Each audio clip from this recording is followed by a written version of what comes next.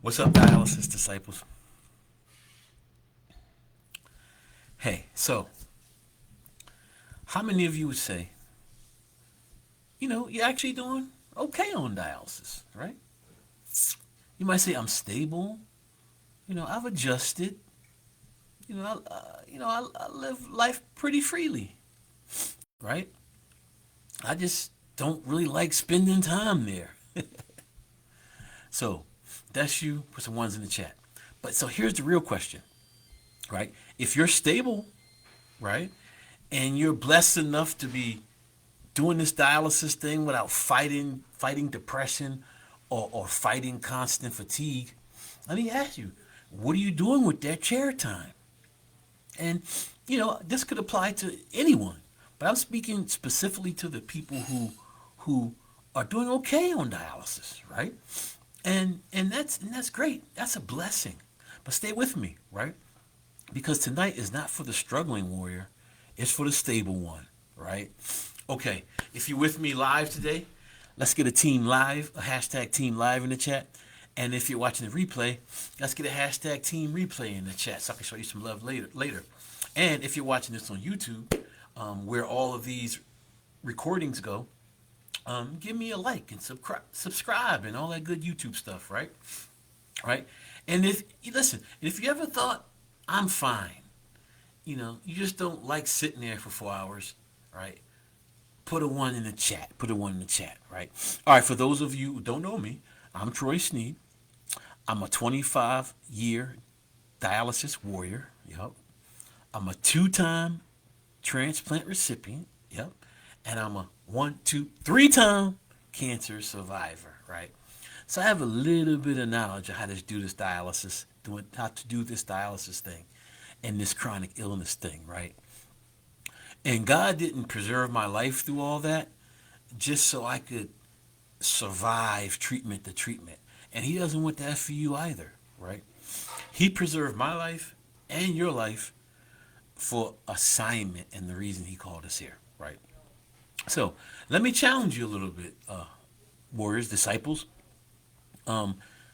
There's a quiet danger in just being fine or stable or okay on dialysis, right? Because when you're not in crisis, you can drift into like comfort. And as we know, comfort zones are where your dreams go to die. All right, right? You're not fighting, you're not breaking down, right? You're not in any desperate situation, but you're also not building anything. Who am I talking to? Or who am I talking to? Like, so, but like, realize comfortable dialysis is still dialysis, right? And if you're not intentional, that 4 hours or 3 hours or 3.5 hours or 4.5 hours, 3 times a week, that turns into a lot of unused time, right? So, redeeming the time. The Bible says, redeem the time because the days are evil. Now, when you read the Bible and you understand that there's a language change between Hebrew and Greek and Aramaic, that evil is not like the devil evil, right? It means evil as in costly and something that's going to take away from your life, right? Right. And the word redeem, it means buy back. Um, like when you go to redeem a coupon, yeah, um, it means to extract value from. Like, don't let it slip away unused, right? Redeem, right? So let me ask y'all something. Are you redeeming your dialysis time, or are you just enduring it? Who's with me? There's a big difference, right? So let's get a little practical here. Be honest with me, right? Um, and this isn't to judge anyone, right? I'm not judging anyone. My job is here is just to open up your mind to a level of awareness that maybe you weren't um, able to see, right? But like, what are you doing? Are you scrolling? Are you like just watching random content on your phone, on your TV? Like, are you sleeping the entire time? Right? No judgment. Are you just zoning out? Right? So hear me clearly. There's nothing wrong with any of that, right? But there is something like wrong with wasting time that God preserved for you, right? You're tethered to that machine, right? But your mind isn't tethered to the machine, right? Your calling and your growth and those types of things aren't tethered to the machine. So, again, I'm speaking to those warriors tonight who aren't really struggling, right? And as we've been saying through the week, like, in Genesis, God called us to be leaders, right? So if God gave you 12 to 15 hours of forced stillness, which is what dialysis is, what if that's not punishment? What if that's used specifically for positioning? Who's with me? Am I opening up some minds in here, right? And think about it. Like, again, I'm speaking to the high performers today. Like some of the dialysis patients I speak to, you work and you have businesses. I'm talking to you tonight, right? You think, okay, Troy, he's on here helping dialysis warriors who are struggling. No, I'm going to help you guys. I'm not struggling, right? So I know exactly how to elevate you, right? I have a coach, right? And I think every elite performer has a coach. Michael Jordan had a coach, right? CEOs have coaches and consultants. Pastors have lead pastors, right? Authors have, publishers and things like that. Entrepreneurs, all of us, all of them have coaches, right? You should have one, right? One of my coach says, if your coach doesn't have a coach, you got the wrong coach, right? So, you know, and I have a coach too because I refuse to waste seasons. I always know there's a level above. Russell Brunson wrote in his book, one of the slogans he says is one chapter ahead. You only have to be one chapter ahead of the next person in order for you to be able to add value to them, right? So who's stretching you, right? Who's helping you convert your time into growth? Who's with me, right? Or are you just coasting because you're not in pain? Right? You're not in pain, you're not strong, so I'm just going to coast. That's wasted time, guys. And tonight we're going to talk about how to redeem that time, right? So hear me, guys. Hear me clearly when I say this. You are not a dialysis patient looking for ways to survive and cope. You are a child of God who happens to be on dialysis, right? There's levels to this, right? And children of God always live on assignment, right? If you're sitting in that dialysis chair wasting that time, you're not living on assignment, right? Being stable and surviving is not the goal, right? Aligning with the will of the Father is, right? Being comfortable is not the goal. Aligning with the will of the Father is understanding what you're called here to do, right? And you know, and maybe you're not fatigued like most dialysis patients, but once you get aligned and understand your calling, man, imagine the burst of energy you're gonna get, right? Because that's what happens, right? So last week we talked about, is this life worth living? Is dialysis life a life worth living? And the answer was clearly yes, right? And we talked about how it's not surviving and it's not just tolerating and enduring. It's worth living because God gave you a reason and a purpose to live it, right? It's worth building your legacy, helping and impacting others, right? Growing and becoming, right? And if you're stable, that's not an excuse just to coast. It's an opportunity to build, right? There's a lot of dialysis patients struggling. They wish they can do this dialysis thing and not be bombarded by all the pressures that come along with it, right?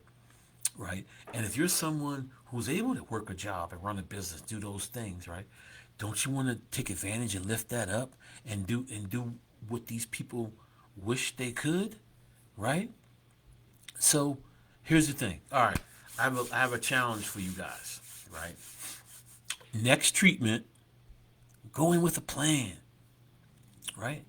Bring a book, right? Bring your laptop, right? Work on your purpose. Ask God what it is that He's called you to do, right? Journal, right? And if you don't know what God's called you to do, this is the way I found out what He called me to do, right? He had me write this book, A Gifted Tome, The 40-Day Spiritual Fast for Dialysis Patients. I did the fast, and And after I did the fast on day 38, he revealed that my purpose was to help you serve dialysis patients. So this is why I'm here doing these lives and doing master classes and running memberships and all those things and writing books. Is because that's what God's called me to do. And from that, I get so much energy, right? I get so much energy. Like, I know y'all feel it coming off me now because I'm in my purpose and I get so excited and juiced up to do this type of things, right?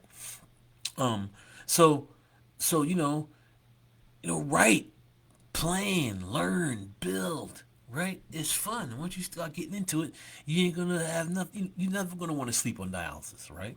Sometimes I go in there tired. I'm like, you know what? I'm gonna get some stuff done. You know what I mean? I sleep when I get home, right? So, you know, um, so I said this last week, but a lot of the times when I come on here and I talk to you guys, I'm not just making up random content for you, right? As most of you know, when you join this group, there's some questions I ask, right? And one of the questions is, what are you struggling with, right? And I met a young lady in the DMs. I'm not sure if she's on here or not, but she joined the group because she created a journal, right? And I was just so impressed that that's what she was doing with her dialysis time. I reached out to her, we had a conversation, and we're going to work on some things together. I might even bring her here to talk to you guys, right? Right. But when she joined the group, she answered the question. I'm not really struggling with anything. I just don't like the time being that I spend there, which prompted me talking to you guys about that, right? So that spend that time there doing things that are gonna bring you closer to him. And once you do that, he's gonna tell you what to do. And once you start doing what he called you to do, your energy is gonna go through the roof. I promise you guys, because it happened with me, right? So don't just I guess the time spent there is something that I struggle with. Use it, redeem it, right? Because preserved time is a gift, and gifts aren't meant to be ignored, right?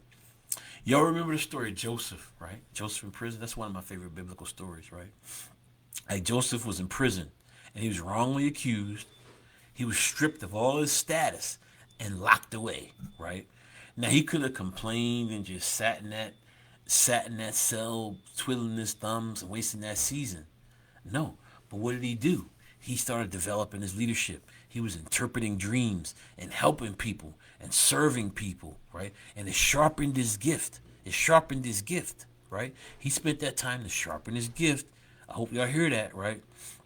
And then when the promotion came, maybe for you that's a transplant, or maybe for you that's an assignment or a calling or a book similar to this, right?